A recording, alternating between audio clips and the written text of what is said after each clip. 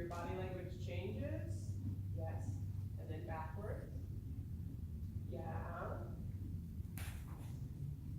And then front and over. Tap, tap. And then backwards. Right before you get a chance to pop that hind leg out here. And then front and over. Backwards. Yeah. Front and over. Backwards. Front and over. Tap, tap. Good, there, stop. So what we're going for, and you may be able to see it on video, is we're waiting until that front end goes over without the butt immediately wiggling at the same time. Okay. And I think we may have done that on riding once or twice with Dobby, or maybe I just did. But that's an exercise for the horses that want to put their weight a little on the forehand. That's really about sitting it back and lightening the front end so you get more of that hovercraft feel. Have you picked this one? Is you were talking about how he's kind of confused about what pressure in front of him means. Yeah. And that he thinks that it means more forward. So this is one of those little patterns that we can do to help establish at least pressure in front of you can mean something other than forward. In this circumstance, yield your front end. Yeah. And you can let the energy from your stick kind of wiggle and circle towards his nostrils. We don't want to hit him anywhere the halter hangs, but you can hit him in his squishy little nostrils or tap him there. And that's fair game. Just nothing above the nose band or in front of the throat latch. Yep. Good.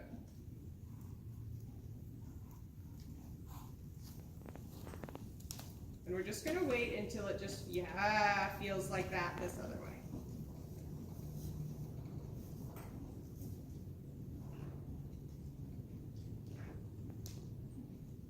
Tap, tap, tap his little nose. And if you need to, you can shorten your lead rope so that he can feel where you want him to go. Yep. Yes, perfect. Yeah, nicer yield that time. Nose, tap, tap, tap. Yep, perfect. That way's gorgeous. See if we can get that from his right eye to his left eye. Good, good, good. Nose, nose, nose. Tap, tap, tap. Feel on the rope.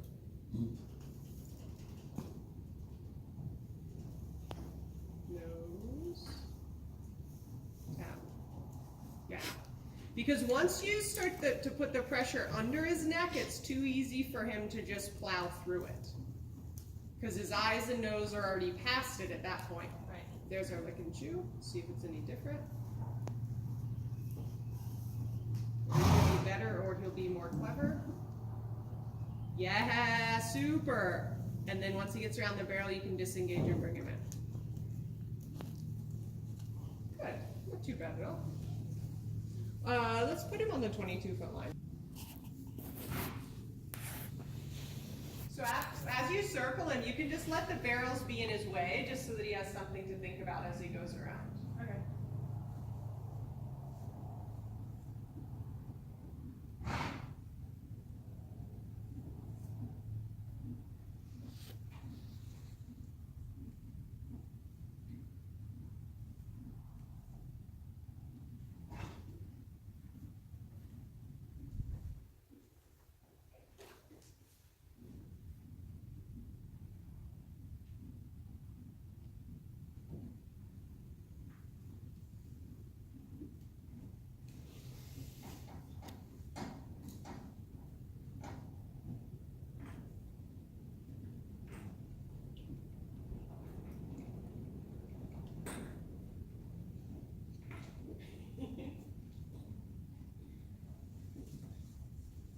Okay, go ahead and let your string out so that if he stops again, you can let your string affect him a little closer.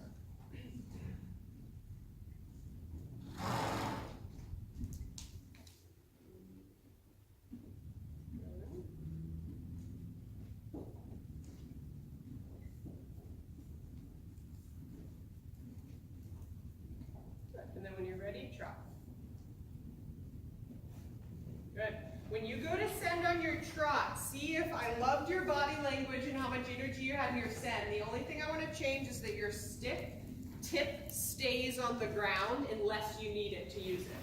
So that your send hand and your stick hand don't come up at the same time. Yeah, and then stick, and then go get it.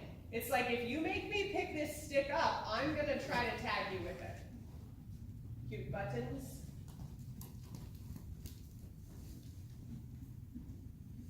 Good. And then that goes along with Pat's game of don't make me use this stick.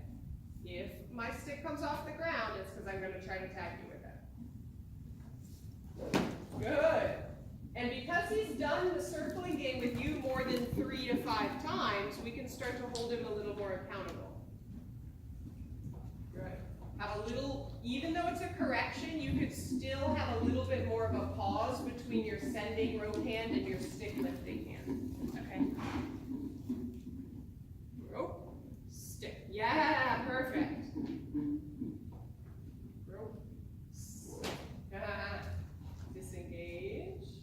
And then if you use it, use a little bit of rhythm in the whack. So it might be 1, 2, 3. And if he hasn't moved out of the way by the 3rd circle, I'm going to try to tag him on his little hip.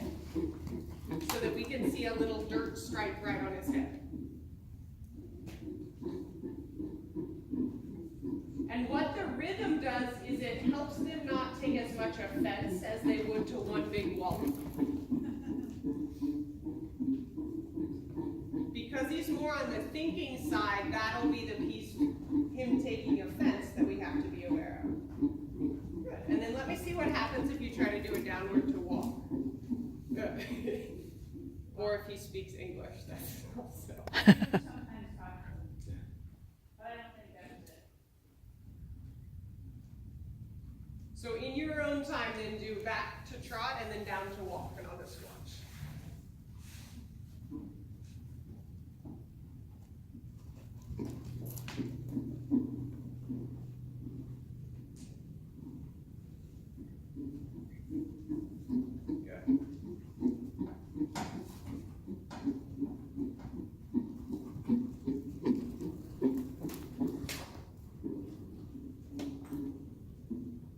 Super. You fixed it. Doesn't happen at home. Oh, I was going to say that. I mean, But or he stops. yeah. So then you just correct it exactly like you did. You just let him know, no, I didn't need quite that much, so help him out now. So when he makes that choice, and then wiggle your rope a little, keep wiggling and just a steady wiggle. There you go. So it's almost like a phase 2 yo-yo game. Good. If he breaks into trot this time, you'll start right away with the rope wiggle. You don't necessarily need to give him that carrot stick in front chance. Okay. Because it's a consequence for a breaking gait, not an initial request. Okay. Super. Once he passes your belly button, let's go to trot again so that we can practice walk.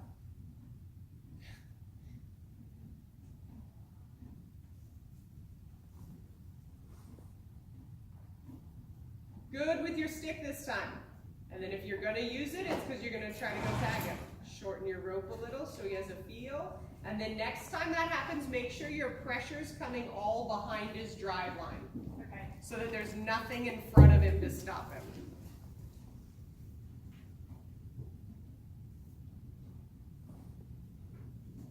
Good. Yeah.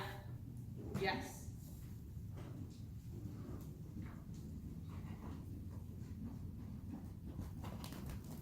Good boy. And then down to walk.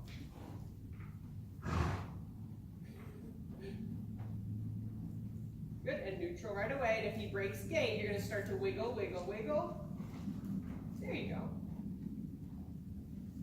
Yeah. Wiggle, wiggle, wiggle. Good. Wiggle, wiggle.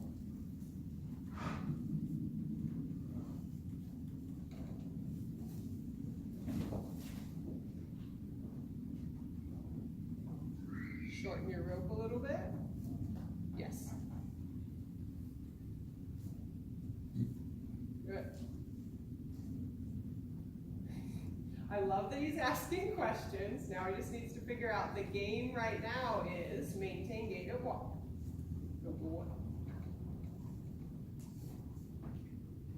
Good, and if he can make it around to the front of you, then let's just do a walk change of direction.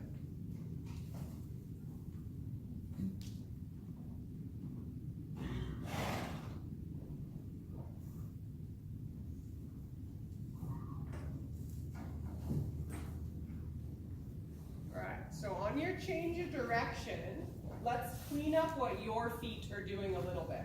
So you're gonna draw, when you want to change of direction, you'll draw straight back. Sorry, I'm not your eye. When you want to change of direction, you're gonna draw straight back until he gives you 2 eyes and 2 ears. Okay. And then you're gonna walk straight back on that same track, straight forward until you're back to your center. So that you're not having to come off that straight line to get his attention and then block him the new way to get him back going over. Okay. If, when you draw straight back in and you draw him straight and you go to send and he gets confused and goes the same way he was going, then you're gonna stay right on that track but disengage him until he looks at you and then send him the new way. Okay.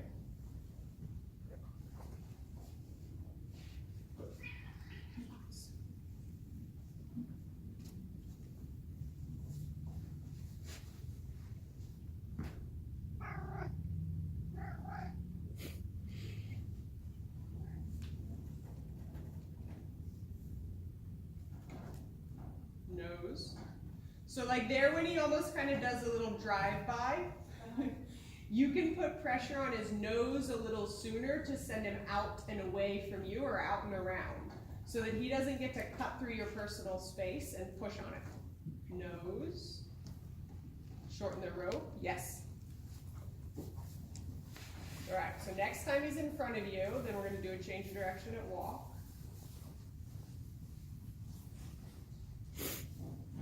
Good. And then send the new way, straight. Perfect. Way better. Good. Does he like to try? Yeah, because it's a little bit extra energy as you come back towards him. Okay. When you're ready, let's do a change of direction from right to left. Carefully doesn't pull your shoulder when you do that.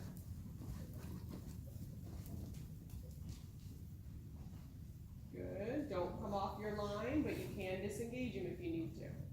There. Send him the new way. Stay on your line. Did you feel your feet want to kind of bubble? Oops. Yep. Bubble out like a little rainbow?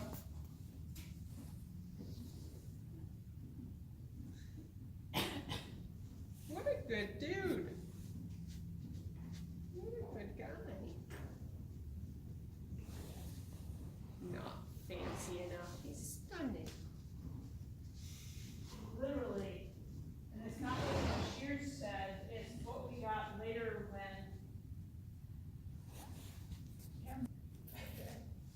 And he's the horse that prefers to be naked, okay?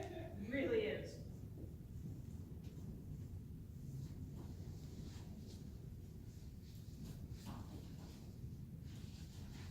And now reinforcing. Good. So being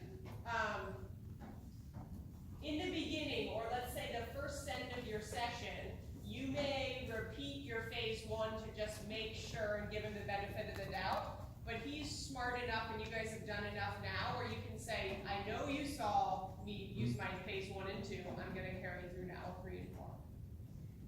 Because that'll help get his attention on you a little sooner. Yeah.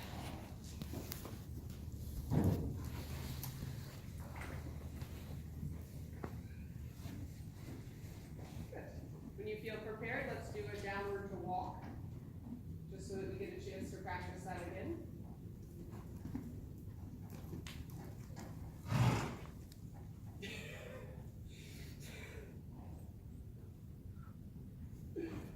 Good, and then go get it.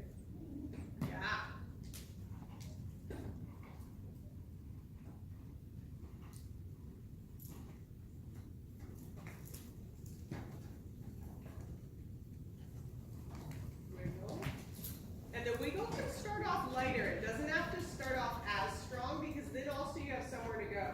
So your wiggle might even start off just your wrist wiggling. Like you may not even move your elbow yet. And he's getting sensitive enough to your cues that may be enough to remind him.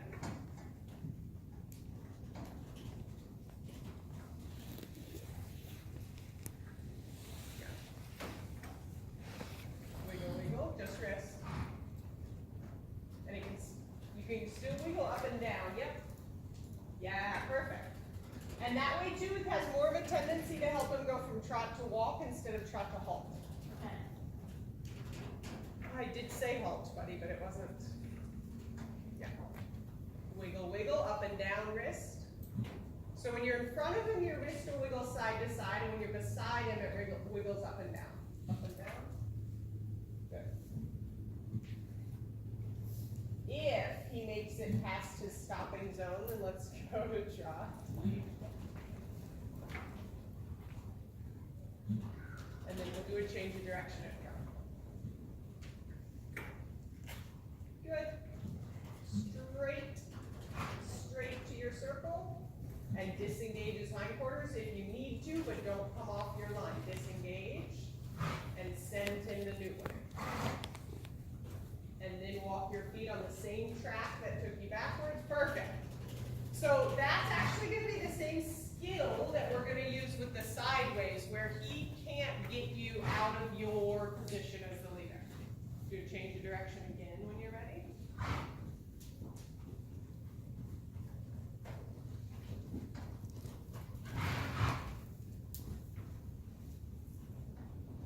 Good. Stay on your track and straight back. Perfect. Good. Let's do a change of direction this way. Straight backwards.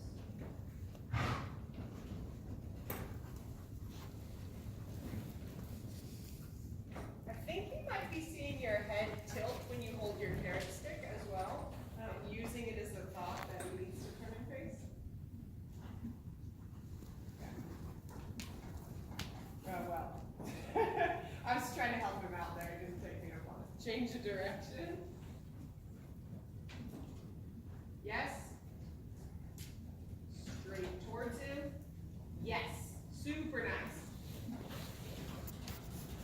And then that also keeps your circle and your center closer to the center of the ring, which will be useful when you start to do flying changes.